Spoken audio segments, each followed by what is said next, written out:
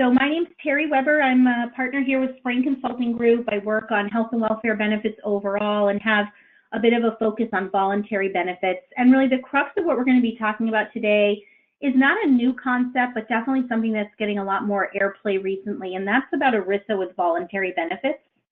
So we had held about an hour for this webinar, but I'm very understanding of folks' time, especially around this time of year with open enrollment. So really my goal is to just take maybe 20 minutes of your time, really go through these key concepts pretty quickly. I know the tendency with these webinars is to kind of multitask, especially if they drag on, but my hope is if you can just give me 15 minutes, we'll try to get through these concepts, which I think are important and valuable for you to be aware of, and then we'll leave ample time for questions. And I'm always available if people want to get into more depth. I'm always happy to talk further, but since we have a pretty good chunk of people on the line, I'd like to at least hit the highlights and make sure that you get the core of the presentation in 15 or 20 minutes or so. Don't hesitate to pose questions. I will do my best to monitor the questions on the webinar, so don't hesitate to post it there, or at the end I will do my best to unmute everyone's line and give the option for questions as well. All right, so let's get things started here. Hopefully I can click onto today's agenda. So really what we're going to cover is pretty clear and direct and to the point. We're going to quickly talk about ERISA, and I'll give you some information if you ever want to bore anybody at a cocktail party about ERISA, and then really talk about voluntary benefits, which have gotten a lot more play and airtime recently as employers are really trying to do as much as they can with the budgets that they're dealt and be able to give employees more choice and more differentiation without having to spend extra money. And then the crux of the discussion today is really that relationship between ERISA and voluntary plans. So we'll touch on the safe harbors, but we'll also touch on how you might want to consider structuring your voluntary plans to make sure they're compliant, but also make sure they function the way you want them to function, right? So the goal is, what do you want, and try to set the structure that works for you, for your population, for your internal stakeholders, not the other way around. So ERISA, ERISA is such a complex regulation, and dare I say was passed in a very different time politically. And one thing that'll let you know that pretty quickly is that this law was actually enacted on Labor Day back in 1974. It was the first bill signed by Gerald Ford, and when it went through the House and Senate, it passed the House 407-2. And it passed the Senate unanimously at 85-0.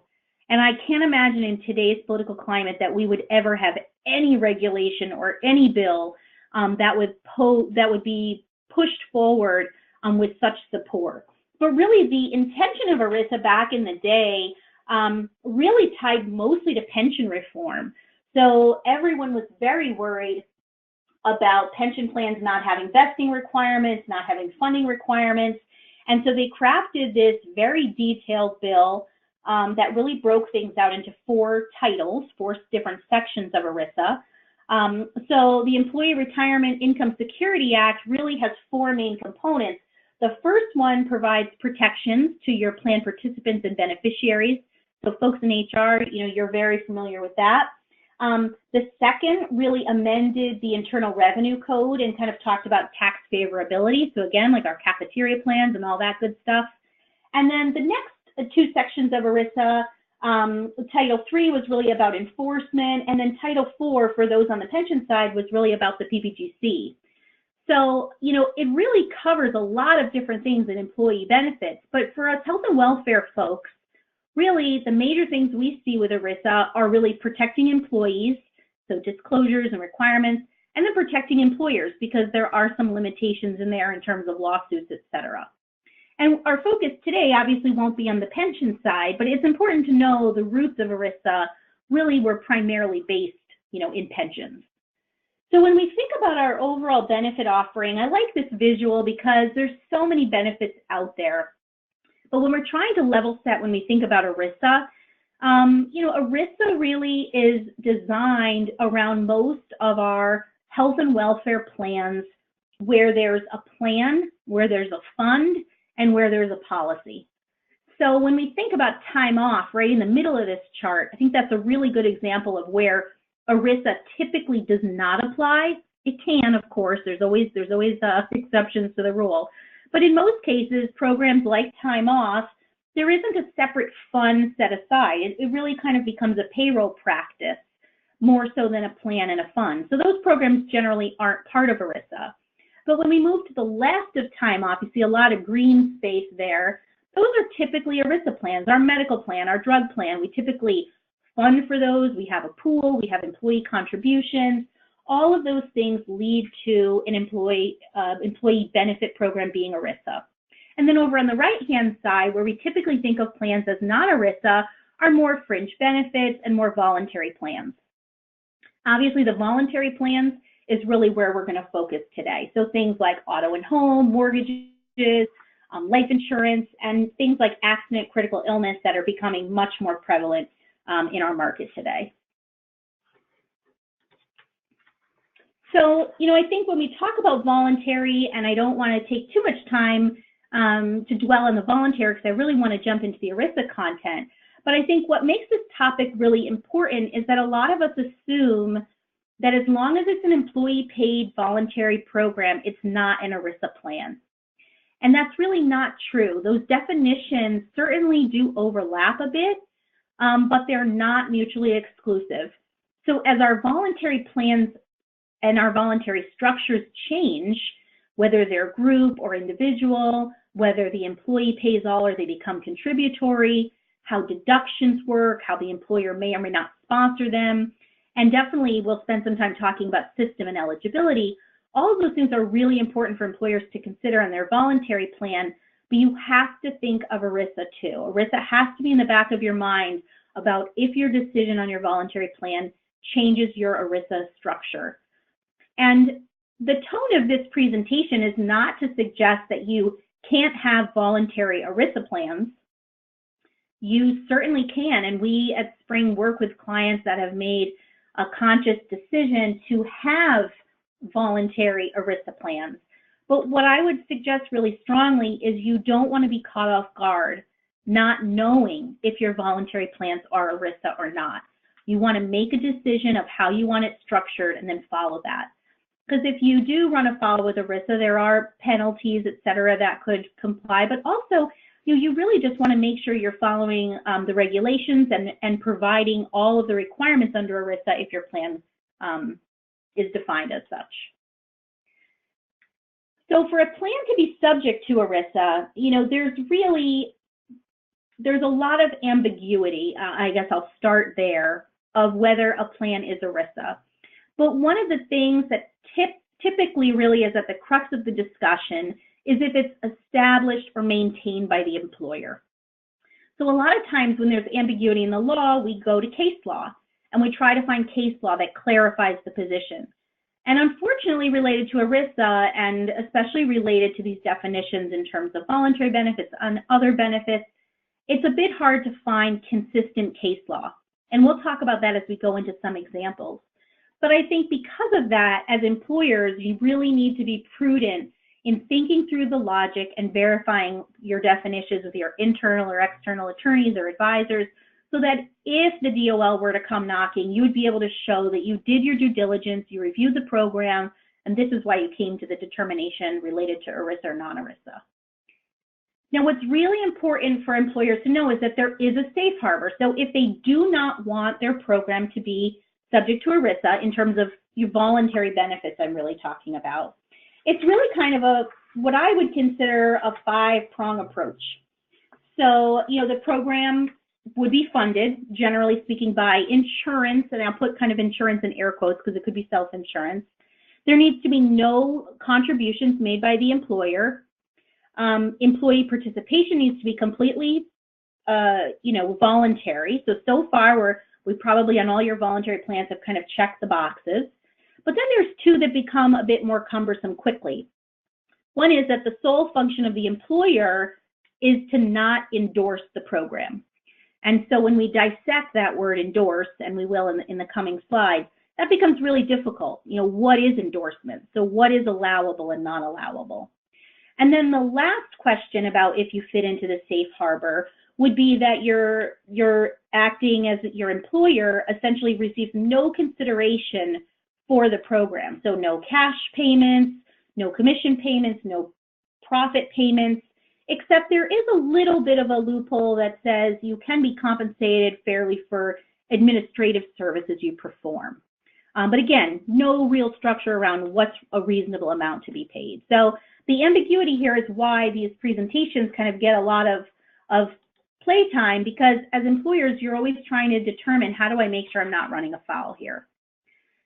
If a court decides that your voluntary plan should be an ERISA or is an ERISA and you haven't been treated as such, there are statutory penalties. You will definitely have compliance concerns, and there's a lot of fees. So kind of the other consequences are potential fees.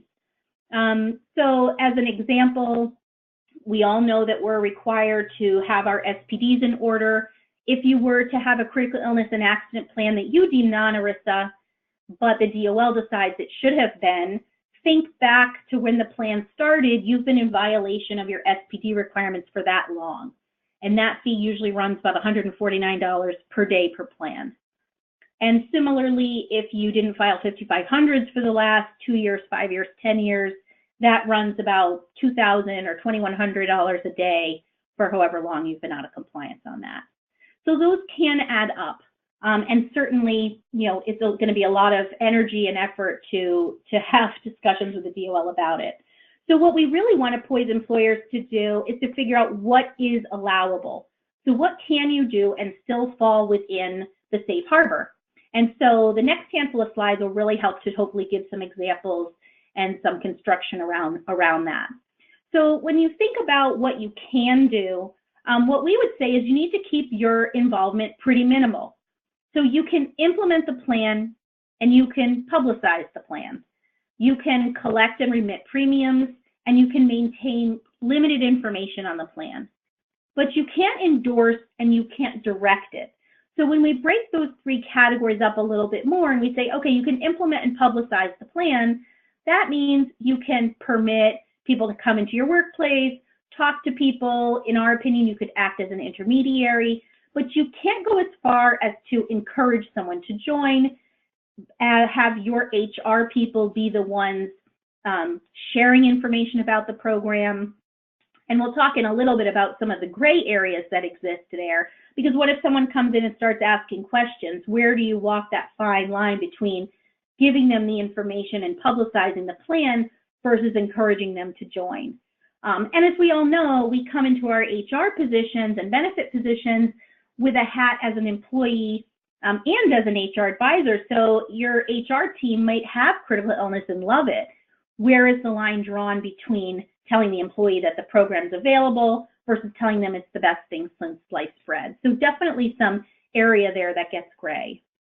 When we talk about collecting and remitting premiums, this section is probably a little bit clearer, but really the safe harbor does allow you to facilitate payroll deductions. It does allow you to remit premiums, but that's pretty much where it stops.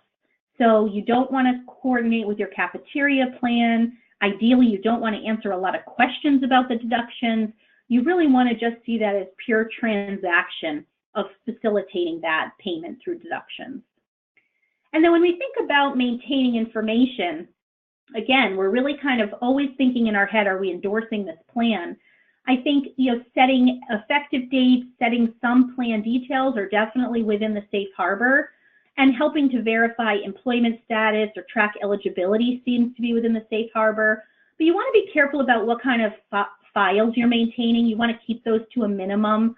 You don't want to have a bunch of tracking of where people have been or have any kind of targeted approach to contacting employees who may or may not have been in the plan before.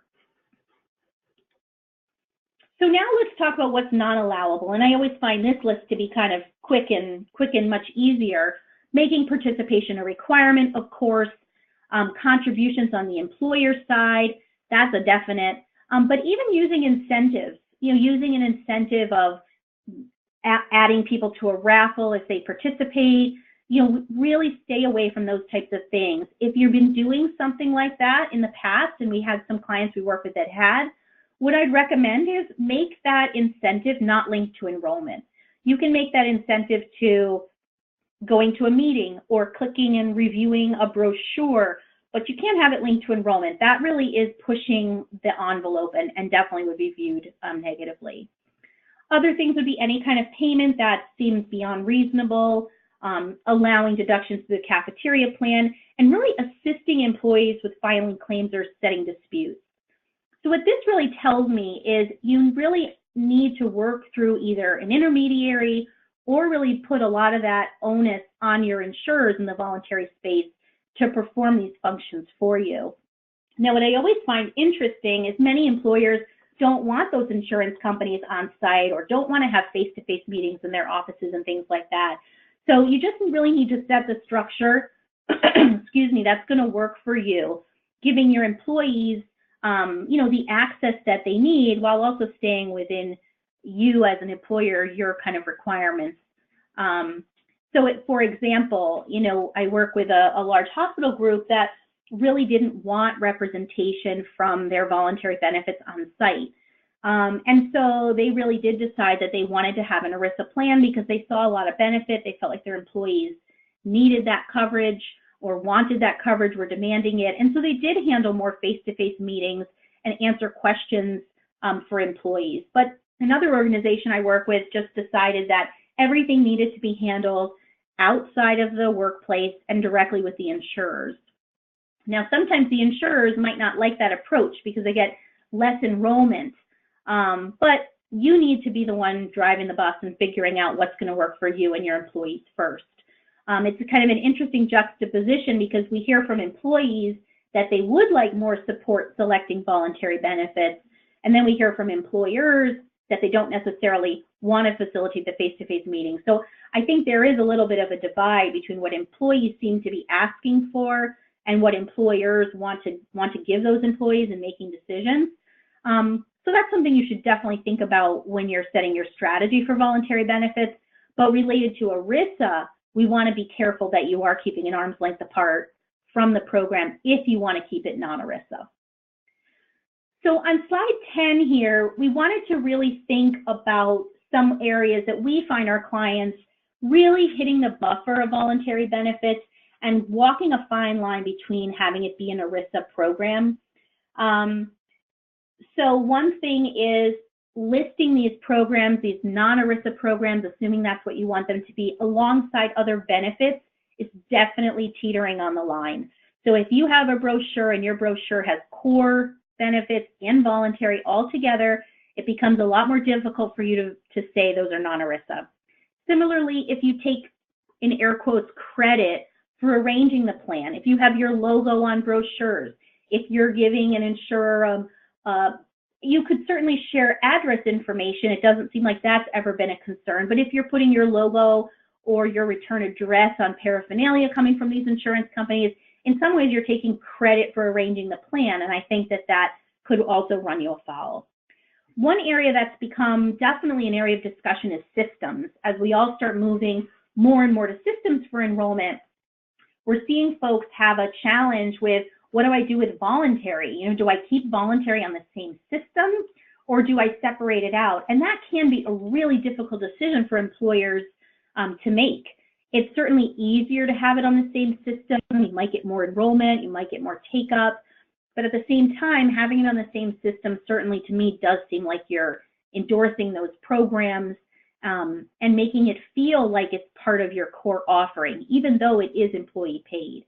So I would say if you're considering putting these programs on the same enrollment tool, you're definitely going to want to pause on that, talk to your advisors and see if they agree that those programs are still non-ERISA. So one thing you could do that maybe is a little bit closer and maybe closer to a safe harbor is have links between the tools or have a narrative within each of the tools of how to get to the other information, just create a little bit of distance there.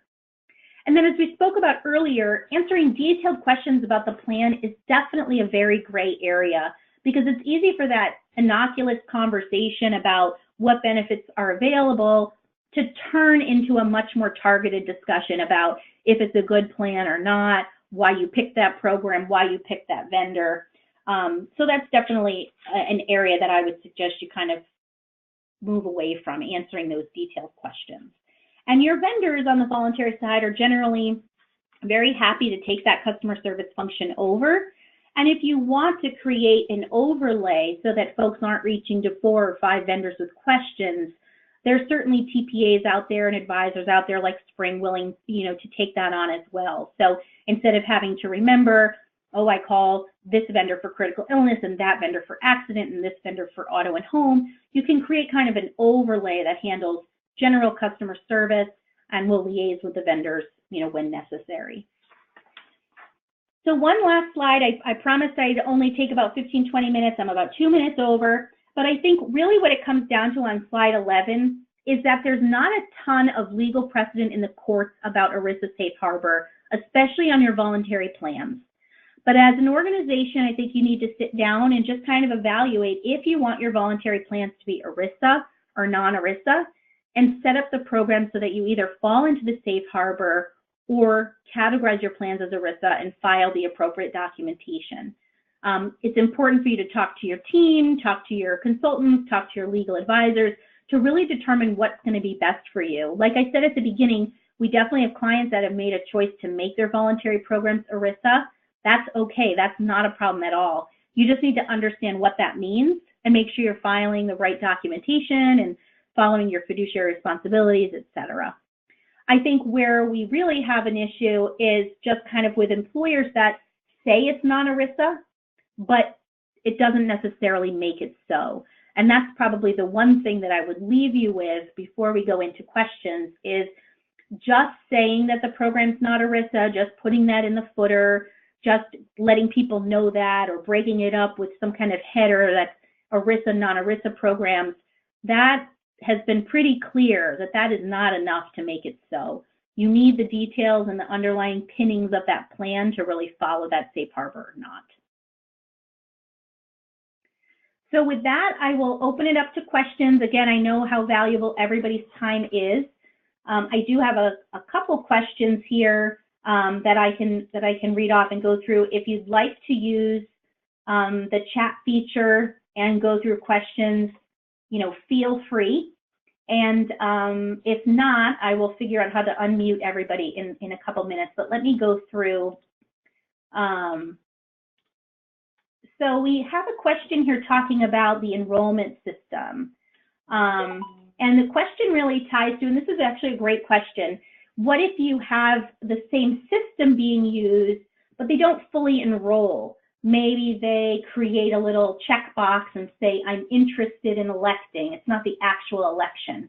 I do see employers doing that a lot. And I actually, I can't say for sure what the DOL would say, but I think that's a really great way to create some distance between the programs and not have them on the same system, but still capture an employee when they're thinking about benefits and might want to make a voluntary election. So I think that's a really great suggestion and a really great thing that some employers are doing. So for example, in case I talked too quickly and folks didn't understand, this would be like on your core platform.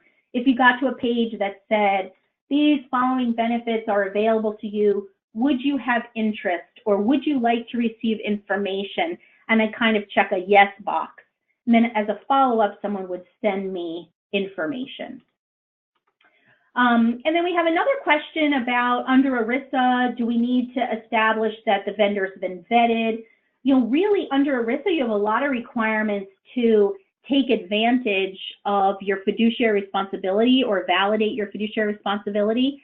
And yes, if you have an ERISA plan and you're a fiduciary on it, you need to make sure that that program is priced appropriately, that that vendor is handling the management appropriately. So your responsibilities related to an ERISA plan are way more aggressive. And actually on the non-ERISA side, they're almost non-existent. So that's one piece. That's maybe one of the cons of making it an ERISA plan. And we have a question here about advantages and disadvantages. One of the advantages to making it ERISA is you can publicize it and you can tell employees what's really good about it. Let's say you're rolling out a high deductible health plan and at the same time a hospital indemnity and an accident program. And you can talk to people about scenarios and experiences as to why coupling those programs might make sense and how you could use your premium savings to maybe fund this accident program, and that would hopefully help gap fill this high deductible should you have an unexpected event. So those are some of the benefits. You can communicate it, you can really push it, you can really vet your vendors, you can be aggressive following up with them, making sure how they're handling claims, how they're handling customer service. Now you're the fiduciary, so they need to be accountable to you, and that's a really wonderful thing to have. On the flip side, what are the negatives? You now are the fiduciary, you now have requirements and restrictions around your employees being able to sue, which sounds good when they're suing you, but what if they're suing, an insurance company that did something they maybe shouldn't have? And you have all of your disclosure and filing requirements, Form 5500s, plan documentation, SPDs, etc. So those are a lot of the pros and cons that I would reference. All right, so then I think there's a couple other questions here about the portals. I'm not saying in my suggestion about the portal, I'm not an attorney by trade, so I don't want to sit here and say you can't have your voluntary benefits in your portal, in your core portal. But what I would definitely say is that is a clear pause on the safe harbor for ERISA. And if you're currently doing it, I'm not suggesting you stop today. I'm suggesting you might want to set a call with your advisors to say, hey, how confident are we that this is an okay approach? And do we need to create something different for the future? Because I think most of them would agree that that should at least cause pause. We have some questions about if people are funding in a different way, like self-insurance or maybe a captive. Does that really impact ERISA? It can impact ERISA, but that alone will not impact it. So ERISA really looks at kind of insurance not as fully insured. It really looks at the concept of insurance as setting a plan, setting a fund, that type of thing. So it's not as simple as to say it's in a captive, so it is or isn't, or it's self-insured, so it is or isn't. We'll need to go the extra layer to really define if it's ERISA or not. And then I think the last question that I have here that I can address and then give everyone back, or I'll open the phone lines to just make sure we have no questions, but then maybe give people back some time, is a question about a wrap document. And yes, for folks that are using Form 5500 and want to have their ERISA plan, or I'm sorry, want to have their voluntary plan be an ERISA plan, you can definitely design it to be part of your current plan offering as a wrap document, and also filed within your 5500 for your overall plan if you want to. So let's say you have set up as your 5500 501 includes medical, dental, vision, and a whole bunch of other things. You can certainly couple these voluntary benefits with it. It doesn't necessarily need its own separate wrap document, but it just needs to be considered when you think about compliance overall.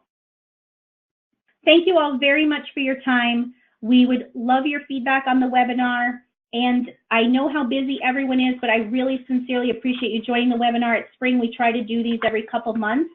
So you'll be seeing more emails from us. If you can't attend, we understand, but hopefully you find the content valuable. And if you wanted more information than what you got on the webinar, feel free to shoot me, Terry, or my colleagues, Craig and Christine, an email, and we'd be happy to set some follow-up time with you. So thank you very much for your time. We really appreciate it, and we'll be back in touch soon.